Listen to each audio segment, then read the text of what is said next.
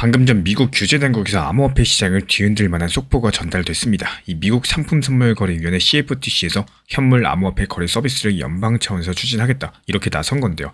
여기서 주목하셔야 될 점은 이 움직임의 배경에 XRP가 언급되고 있다는 사실입니다. 이 겉보기에 그냥 비트코인 같은 코인들을 규제된 시장에서 거래하기 하나보다 이 정도로 보일 수가 있겠죠. 하지만 이게 전부가 아니라는 거. 여기서 표면 아래 숨겨진 맥락이 있다는 거고, 이 소식에 대해서 XRP 투자자들은 과연 어떤 의미를 가지고 있을까요? 그리고 왜 시장에 새로운 강세 시그널로서 거론되고 있는 걸까요? 먼저 사실관계부터 짚어드려 보자면은 이번 발표의 주인공은 CFTC 위원장 대행을 맡고 있는 캐롤라인 팜입니다. 이 팜 위원장 대행은 최근에 직접 입을 열면서 빠르면 다음 달에 현물 암호화폐 상품을 출시하기 위해서 규제 승인을 받은 거래소들과 협의 중이다라고 밝혔는데요. 이 미국의 크립토 전문 매체 더블록에 따르면은 시카고 상품 거래소 그리고 시카고 옵션 거래소 선물시장, 이런 대형 거래소는 물론이고 코인베이스 파생상품 거래소, 칼시, 폴리마켓 US 같은 이런 플랫폼들과 레버리지 거래를 포함한 현물 암호화폐 상품 출시를 논의 중이다라고 설명을 남겼습니다. 쉽게 말씀드려가지고 미국에서도 드디어 일정 범위의 코인 현물 거래를 합법적으로 열어주겠다는 뜻인 거고,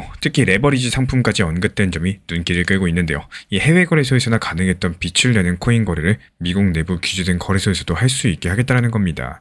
이런 소식이 전해지면서 현재 시장에서는 이제 미국 정부가 직접 XRP 현물 거래 길을 터주는 거냐 이런 반응이 나왔었고, 아직까지 공식적으로 특정 코인 이름을 콕 짚진 않았지만요. 이 현물 암호화폐 상품이라면 당연히 리플 XRP가 빠질 수가 없겠죠. 그렇다면 왜 CFTC가 이런 결정을 추진하게 됐을까요? 단발적인 해프닝이 아니라 여기에는 미국의 규제 역학이 자리 잡고 있습니다. 이 사실 미국에서는 암호화폐 규제를 두고 미국 SEC랑 상품 선물 거래는 CFTC 이 두 가지 기관이 오랫동안 힘겨루기를 해왔어요. SEC는 말 그대로 증권 관할이라서 이 비트코인 같은 일부를 제외하고는 대부분의 토큰을 미등록 증권이라고 주장을 해왔습니다. XRP도 한때 SEC의 표적이 돼서 긴 소송전을 치른 바가 있었죠. 이 많은 분들께서 아시다시피 그 싸움에서 XRP 측이 중요한 법적 승리를 거뒀었고, 법원은 XRP 자체는 증권이 아니라는 취지의 판단을 내렸고요. 그 이후에 미국 주요 거래소에서도 XRP가 재상장되는 여러가지 분위기가 반전된 바가 있습니다. 하지만 SEC와는 별개로서 CFTC 같은 경우는 일찍부터 암호화폐를 디지털 상품으로 보고 싶어하는 시각이 있었습니다. 특히 CFTC의 팜 위원은 2022년에 리플 본사를 직접 방문하면서 XRP에 대해서 의견을 나눈 사실이 알려졌고, 여기서 화제가 되기도 했습니다. 그때부터 이미 XRP를 상품으로 분류하려는 거 아니냐 이런 추측 자체가 나왔었다라는 거고, 한마디로 증권이냐 상품이냐를 두고 규제 당국 간에 숨겨진 줄다리기가 있었던 겁니다. 이런 배경에서 미국 의회가 관련 법을 미루는 사이에 CFTC가 선수를 치고 나왔다는 해석이 가능합니다. 팜 위원장 대행의 말처럼 원래는 미국 의회가 법을 만들어서 CFTC에 명확한 권한을 주는 이런 방안들이 논의가 됐었지만요. 지지부진했었죠. 그러면서 CFTC는 기존 법으로도 할 수 있다라면서 직접적으로 행동에 나선 겁니다. 실제로 현재 법률에 이미 해답이 있다라면서 레버리지라거나 마진이 끼는 상품 거래는 DCM에서 하게 되어 있다라고 강조를 남겼고, 이 말은 곧 현물 코인 거래라도 누군가 돈을 빌려서 산다면 그거는 우리 CFTC 관할로 규정할 수 있다는 뜻입니다. 그리고 그 틈새를 공략해서 규제된 거래소들에서 코인 현물 거래를 시작해버리겠다는 거죠. 가만 보면 참 영리한 전략이다 이렇게 볼 수가 있는데, 원래 CFTC는 비트코인, 이더리움 선물 같은 파생 상품만 감독을 해왔었는데요. 이제는 현물 자체를 들여오겠다니 말입니다. 그것도 기존 권한을 창의적으로 해석을 해서요. 한 가지 짚고 넘어가실 부분이, 여기서 말하는 현물 거래 서비스가 모든 종류의 코인 현물 거래를 전면 규제한다는 뜻은 아니라는 점입니다. 여기서 혼동하시면 안 되는 건요. 이번 조치가 어디까지나 레버리지가 낀 거래에 한정된다는 거. 다시 말씀드려서 현금을 주고 코인을 직접 사는 일반 현물 거래는 여전히 기존처럼 진행이 되겠지만, 개인이 빚을 내거나 외상을 안고 코인을 거래하려면 이제부터 등록된 거래소를 거쳐가라는 겁니다. 이런 점에서 일반적인 현물 ETF랑은 다르다라는 거죠. ETF처럼 불특정 다수가 코인을 바로 사고 파는 창구를 여는 건요. 미국 SEC 관할이라서 여전히 조심스러운데, CFTC는 레버리지라는 키워드로서 그 관문을 통과하는 모양새입니다. 이제 구조를 이해했으니까 실제 어떤 변화가 생길지 그림을 그려보겠습니다. 이 시장의 판도를 생각해보면요. CFTC가 이렇게 문을 열어주면 미국의 거대 거래소들이 움직일 겁니다. 시카고 상품거래소나 시카고 옵션거래소 같은 이런 것들은 전통 금융시장의 본산으로서 그동안 비트나 이더리움 선물 상품만 취급했었는데요. 이제 현물 거래들까지도 자신들의 플랫폼에 들일 수 있게 됐으니까요. 충분한 준비만 된다면 곧장 서비스를 내놓겠죠. 이들 거래소가 하루 거래량이 수천억 달러에 달하는 글로벌 플레이어예요. 거기에 암호화폐 현물 거래가 정식적으로 편입된다? 엄청난 자금력과 유동성이 한꺼번에 유입될 가능성을 생각해 볼 수가 있겠습니다. 특히 이번 조치로서 레버리지 거래까지도 허용된다? 미국 투자자들이 더 이상 해외 불법 플랫폼에 몰래 가서 코인 마진 거래를 할 필요가 없어질 수가 있다는 거. 이 예전에는 규제 공백 때문에 미국 트레이더들이 바이낸스나 바이비트 같은 해외 거래소를 우회로 이용하기도 했었습니다. 이제 합법적인 길이 열리면은 미국 내부 거래 비중이 올라갈 거란 전망이 나오고, 실제로 미국 SEC랑 CFTC가 지난 9월 달에 내놓은 공동 지침에서도요, 이 등록된 거래소들이 일정한 조건의 현물 상품을 취급하는 것들을 금지하지 않는다라고 명시가 됐었는데, 쉽게 말씀드려서 증권만 아니면 주요 거래소에서 코인을 거래해도 괜찮다라는 녹색 신호를 준 셈입니다.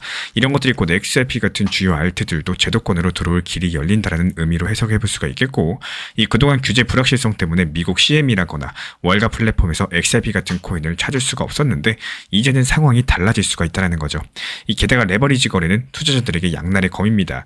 수익과 손실이 몇 배로 증폭될 수가 있으니까요. 제도권 감독 아래 위험 관리를 철저히 하겠다라는 게 이 CFTC의 의도입니다. 기관 투자자들 입장에서도 아무런 보호 장치가 없는 시장보다는 이렇게 규제된 환경이라면은 XRP 같은 자산에도 참여하기가 훨씬 더 수월해지겠죠. 결과적으로 XRP의 수요 기반이 넓어질 가능성을 의미하겠습니다. 산업 측면에서 보더라도 이번 변화는 흥미로운데요. 우선 암호화폐 거래 업계의 지형이 바뀔 수가 있습니다. 미국의 대표적인 거래소인 코인베이스 측에서는 그동안 SEC 규제로 압박을 받아왔었지만, 이번에 CFTC 쪽으로 돌파구를 찾는 모습입니다. 코인베이스는 이미 파생상품 전문 자회사를 통해서 CFTC 등록을 마친 상태죠. 이 말은 머지않아서 코인베이스에서도 XRP를 포함한 이런 주요 코인의 레버리지 현물 거래 상품을 선보일 수 있다는 얘기인 거고, 이 소송 여파로 인해 가지고 한때 XRP를 상장 폐지했던 코인베이스가 지난해에 재상장을 했고요. 이제는 아예 공식 규제 틀 안에서 XRP 거래를 확대할 준비를 하는 셈이죠. 이 전통 거래소들도 발빠르게 나설 가능성이 큽니다. CM이라거나 CBOE 같은 곳, 이런 것들은 이미 비트코인, 이더리움 선물로 기관 신뢰를 얻은 상태이기 때문에 향후에 XRP 같은 알트코인 현물 상품도 충분히 고려할 수가 있겠습니다. 예를 들어서 CME가 XRP 현물 거래 지원이라도 공식 선언하는 날에는요, 이 시장에 상당한 파장이 일어날 수밖에 없는 거고, 이것뿐만 아니라 이름은 생소하지만 칼시라거나 폴리마켓 US 같은 이런 혁신 플랫폼도 눈여겨보실 필요가 있습니다. 이들은 예측 시장이라고 불리면서 사건에다가 돈을 거는 베팅 서비스를 하던 곳들인데, 이 CFTC에 등록되어 있습니다. 이들도 암호화폐 상품을 다룰 채비를 하고 있다는 건데요. 곧 스타트업부터 전통 금융사까지 모두 다 암호화폐 현물 시장에 뛰어들 준비를 한다는 의미입니다. 이 리플 회사 입장에서도 긍정적인 시나리오를 그려볼 만하겠죠. 리플사가 XRP를 활용한 국제송금 사업 등을 펼치고 있는데, 이 미국 내부 제도권 시장에서 XRP 유동성이 커지면은 기업 입장에서도 자산 운영과 거래에 숨통이 될 수가 있습니다. 다만 규제가 풀린다고 경쟁이 사라지는 건 아니겠죠. 오히려 월가의 거대 자본이 들어오면은 암호화폐 시장의 변동성이라거나 이 경쟁 강도는 더 높아질 수도 있겠습니다. 리플사든 거래소든 투명성과 안정성을 어떻게 확보하느냐가 새로운 과제가 될 전망이에요. 그렇다면 투자자의 시선에서는 과연 어떻게 볼 수가 있을까요? XRP 홀더분들 그리고 암호화폐 투자자들에게 이번 소식은 단순한 뉴스 그 이상일 겁니다. 규제가 곧 기회가 될 수 있다는 것들을 보여주는 사례니까요. 그동안 XRP의 가치는 부분적으로 규제 리스크에 눌려 있었던 측면이 있습니다. 하지만 이제 미국 정부 측에서 사실상 XRP 거래를 인정하는 방향으로 가닥을 잡았다면은 이 평가의 전제가 달라질 수가 있다는 거. 예전에는 언젠가 또 규제가 걸리면 어쩌지, 이런 할인 요인이 있었다면 이제는 미국에서 공식적으로 거래되는 코인, 이런 프리미엄이 붙을 수도 있다는 거겠죠. 온체인 데이터를 한번 떠올려 볼까요? XRP의 지갑 숫자나 네트워크 활용도는 SEC 소송 결과 이후에 증가 추세를 보여왔습니다. 실제로 지난 1년 동안 XRP 보유 지갑 숫자가 꾸준하게 늘었고, 일일 거래량도 리플사의 발표에 따르면 사상 최고 수준을 경신했다고 합니다. 이런 것들이 투자자 신뢰가 회복되고 있음을 시사하고 있는데, CFTC 발 호재는 이런 흐름들에 기름을 부을 수 있는 촉매제로 보여지고 있어요. 그리고 저라도 이러한 변화 앞에서는 포트폴리오 전략을 재점검할 것 같습니다. 예컨대 XRP 비중을 다시 한번 들여다보고, 또 이번 규제 수혜가 가격에 어디까지 반영됐는지 따져볼 거예요. 다만 여기서 유의하셔야 될 점은 이 레버리지 거래의 활성화는 양쪽 날을 전부 다 갖고 있다는 겁니다. 상승장에서는 매수 레버리지로 급등세를 만들 수 있지만요, 반대로 또 조정 국면에서는 투매 세력이 비투 부담에 더 크게 출혈하는 상황도 나올 수가 있겠죠. XRP 투자도 역시 이제 변동성이 더 커질 가능성을 고려하셔야 됩니다. 즉 기회랑 리스크 가 함께 늘어난다라고 볼 수가 있는 거고, 이 밸류에이션 측면에서도 XRP를 보는 눈이 달라질 수가 있어요. 기존에는 리플사의 사업 성장이나 암호화폐 시장 사이클에 초점을 맞췄었다면은 이제는 제도권 편의 프리미엄이라는 새로운 잣대가 생겼습니다. 이 글로벌 상품으로 인정받은 코인이라면 어느 정도의 가치가 적절한가, 이런 일종의 역사적인 리레이팅 과정이 진행될 수 있다는 뜻인 거고, 이런 것들이 투자자분이시라면은 판의 이동을 마음속에 두고 여유 자금과 목표 기간을 조정을 해볼 법도 합니다. 그리고 마지막으로 앞으로의 전망을 함께 생각해 보겠습니다. 이번 CFTC 행보는 시작에 불과할 수 있다는 거. 팜 위원장 대행은요, 내년 초에 스테이블 코인을 담보로 활용하는 정책까지도 내놓을 계획이라고 밝혔습니다. 그리고 무엇보다 SEC랑 CFTC의 협업 기조가 확립된 이상 이 추가적인 규제 개선 조치가 이어질 가능성이 크다라는 거. 한때 암호화폐를 두고 부서지던 규제 벽들이 이제는 양 기관 공동의 문으로 바뀌어가는 모양새인 거고, 이렇게만 되면 향후에 비트코인 현물 ETF 승인이라거나 다른 알트코인 상품화 같은 굵직한 이슈들도 속도가 붙을 수가 있겠죠. 이게 XRP 입장에서는 미국 시장 복귀 전에 2막이 올랐다라고 볼 수가 있는 거고, 첫 번째 막이 SEC 소송 승리로 규제 족쇄를 푼 단계였다면요, 이제 둘째 막은 공식 무대에서 마음껏 활개칠 기회를 잡는 단계인 셈인 겁니다. 물론 앞으로도 변동성과 불확실성은 늘 존재할 겁니다. 하지만 큰 흐름을 보면 미국발 규제 환경은 이전과 확연하게 달라졌어요. 크립토의 세계 수도를 미국으로 만들겠다라는 말이 나올 정도로 분위기가 반전이 되다 보니까 이 변화가 지속만 된다면 무엇이 달라질 수가 있을까요? 아마도 암호화폐가 더 이상 변방의 투기판이 아니라 주류 금융시장 한복판으로 들어오게 될 거예요. XRP를 비롯한 여러 가지 주요 코인들이 상품으로서 당당히 인정받아서 거래되는 이런 그림들이 보입니다. 그리고 이런 과정에서 투자자들의 전략도 새롭게 재편되겠는데요. 어느새 우리 앞에 놓인 판이 달라지고 있다는 거, 그리고 이제부터 중요한 거는 우리가 어떤 관점으로 이 변화를 맞이하는지 여부입니다. 우리 구독자분들은 어떤 준비를 하고 계신가요? 리플 XRP랑 관련된 실시간 매수 매도 타점과 속보들 우리 신사 채널 차원에서 모니터링 중에 있고요. 이에 따른 단기 반등 타점에서 빠르게 실시간 브리핑 도움 드리고 있기 때문에 우리 신사 채널 구독해주신 분들 중에서 실시간 커뮤니티방 입장 원하시는 분들 현재 보이시는 번호로 문자 신청 주시면 입장 도움 드리겠습니다. 시장이 안 좋을수록 탓하지 말고 그 안에서 내가 할 수 있는 걸 찾을 줄 아셔야 돼요. 이 요즘 시장 분위기를 보면 정말로 힘든 분들 많이 계십니다. 리플이 3,000원 초중반대 오르락 내리락 하면서 방향성 없는 흐름 보여주고 있죠. 뉴스는 악재만 가득하고 거래 대금도 줄어들고 있어요. 이 도대체 언제쯤 반등이 오냐, 이러다가 끝나는 거 아니냐, 이런 생각이 자연스럽게 들 수밖에 없다는 겁니다. 하지만 냉정하게 말씀드리면 시장은 누구에게나 똑같이 주어진 시험지입니다. 그 시험지에 어떻게 답을 적느냐가 결과를 갈라놓는 핵심이 될 텐데요. 기본적으로 시장은 우리한테 친절하지 않습니다. 내가 힘들다고 멈춰주지도 않고요. 내가 쉬고 싶다고 기다려주지도 않습니다. 그러니까 결국에 남들보다 조금 더 냉정하게, 조금 더 성숙하게 내가 지금 이 구간에서 뭘 할 수 있는지를 찾을 줄 아셔야 돼요. 그게 멘탈 관리의 시작이자 실질적인 투자자의 자세인 거고, 지금 이 하락장 속에서도 누군가는 여전히 리플 평단을 낮추고 있고, 또 누군가는 현금 비중을 잘 활용하면서 추가 매수 타이밍을 기다립니다. 반면에 또 다른 누군가는 시장을 탓하고 리플 탓하고 이 시장 끝났다라면서 스스로 손을 놓아버립니다. 하지만 아이러니하게도 이 두 부류는 똑같은 차트를 보고 있는데 결과는 완전히 달라진다는 거예요. 왜냐하면 전자는 시장을 탓하는 대신에 관찰하고 배우고 대응하기 때문인 거고, 제가 안내드리고 있는 리플 전용 정보방에서도 리플에 대한 메인 비중은 장기적으로 보고 있지만 일부 비중은 단기 고점과 단기 저점을 살리는 이유, 이 시장의 재미를 느끼기 위한 뿐만 아니라 분할 익절의 습관화도 중요하기 때문이에요.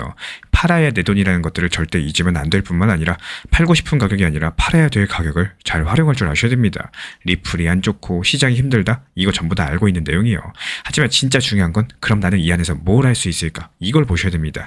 이럴 때 차트를 하루라도 더 보시면서 과거 패턴을 복귀해보고 내 분할 매수 구간이 적절했는지 다시 점검해보고, 혹은 현금 비중을 조금 늘려두면서 다음 변동성 구간을 대비할 수도 있겠죠.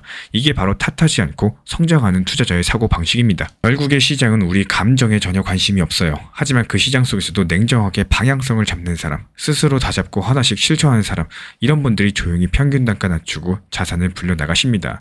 이 하락장은 단순히 돈이 줄어드는 시기가 아니라 내가 진짜 투자자인지를 증명받는 시간이라는 거, 이거를 견디고 배우고 활용하는 분들, 그런 분들만이 결국에 다음 상승장에서 웃게 된다라는 거. 그러니까 오늘도 시장 탓하지 말고요, 그 안에서 내가 바꿀 수 있는 단 하나의 행동들 찾아보시길 바랍니다. 그게 평균 단가 관리일 수도 있는 거고, 공부일 수도 있고, 그냥 불필요한 욕심을 내려놓는 작은 다짐일 수도 있습니다. 결국에 이 시장에서 살아남는 사람은요, 흐름을 통제하는 사람이 아니라 흐름 속에서 자신을 통제할 줄 아는 사람입니다. 오늘 그 연습을 시작하신다면 이미 절반은 이기신 겁니다. 이번에 우리 신사 채널에서 운영 중인 실시간 XRP 커뮤니티에서 3,150원 매수해서 단기간에 3,650원 익절 전략을 도움드린 바 있습니다. 그리고 이게 단순한 감이 아니라 구조적인 판단의 결과였어요. 그리고 우리 신사 채널에서 3,150원 구간을 매수 타점으로 본 이유는 총 3가지였습니다. 먼저 과거의 스윙 저점과 매물대가 겹친 수요가 완벽한 구간이었었고, 그리고 단기랑 중기 이동평균선이 평탄화되면서 추세 전환을 준비하던 흐름이었습니다. 그리고 RSI랑 MACD 지표가 동시에 바닥 신호를 내면서 모멘텀 회복을 예고됐던 구간이었죠. 즉 하락의 끝이 아니라 리셋이었다는 거예요. 그리고 나서 3,650원 익절 구간에서는 완전히 반대의 구조가 나타났습니다. 이 캔들은 윗꼬리가 길어졌고 거래량은 피크치 이후에 감소세를 보였고 RSI가 과열권 둔화되면서 MACD 지표는 고점을 낮추면서 모멘텀 약화를 선행했습니다.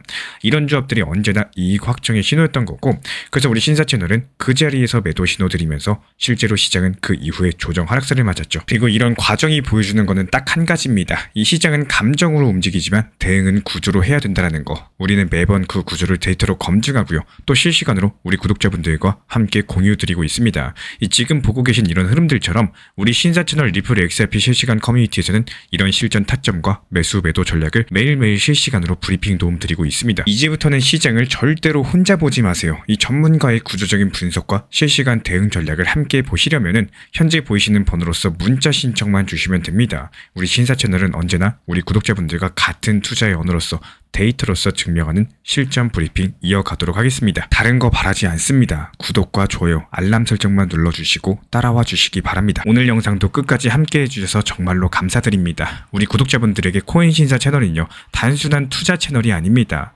때로는 아들처럼, 때로는 형이나 오빠처럼, 또 때로는 냉정한 전문가로서 그렇게 곁에 있고 싶습니다. 누군가의 아들은 이렇게 말합니다. 괜찮아요. 아직 기회 있어요. 또 누군가의 심리 트레이너는 이렇게 말을 하죠. 지금 흔들리시면 안 됩니다. 이런 타이밍엔 반드시 버티셔야 됩니다. 그리고 때로는 악재가 시작됐기 때문에 지금은 비중 조절할 타이밍입니다. 이렇게 말을 합니다. 그리고 또 누군가의 전문가로서 이 구간은 분명히 좋은 타점이 될 것입니다. 이런 말씀도 드릴 수가 있겠죠. 그렇게 저는 매 순간마다 시장을 바라보고 있습니다. 이 시장이라는 건 늘 변화를 하고요. 감정은 그것보다 훨씬 더 빠르게 흔들릴 겁니다. 하지만 그때마다 우리 코인신사 채널은 밤새 차트 지켜보면서 누군가의 불안이 덜어지기를, 또 누군가의 손실이 멈추길 바라면서 그 마음을 담아서 한 줄 한 줄 브리핑을 시작합니다. 이 투자라는 건 숫자 싸움이 아니라요, 마음 싸움이고 그 심리가 전부인 영역입니다. 이 시장에서 끝까지 버틸 수 있는 힘, 그거는 정보보다 함께 가는 사람에게서 나와요. 우리 구독자분들이요, 절대로 혼자가 아니라는 거를 이 목소리로서 꼭 전해드리고 싶습니다. 오늘도 우리 구독자분들 곁에서 가족처럼 함께 걷는 동반자 코인신사 채널이었습니다.